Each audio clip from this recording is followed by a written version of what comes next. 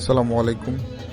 বারুলিয়ার পুণ্যভূমি চট্টগ্রাম লালদিঘির পাড়ে অবস্থিত শাহ আমানত শাহ রহমতুল্লাহ মাজারি জিয়ারত করতে দেশের বিভিন্ন প্রান্ত থেকে ভক্ত ও দর্শনার্থীরা এই স্থানে আসেন ওনাকে সম্মান জানাতে।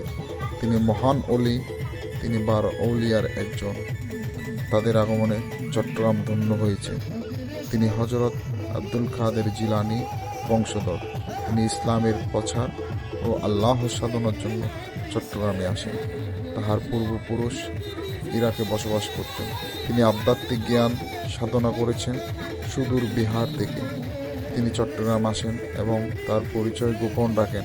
তিনি কোর্ট বিল্ডিংয়ের পাকা টানার চাকরি করেন দিনের বেলায়। রাতে এই স্থানে আল্লাহর ইবাদতে ব্যস্ত থাকতেন, সাদাসিধে জীবনযাপন করতেন।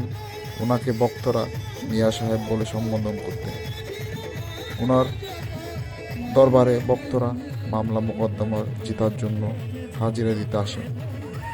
আজও লালদিঘির বাতাসে ভেসে আসে এক নীরব ধ্বনি, নফস মরে গেলে রুহু বেঁচে ওঠে।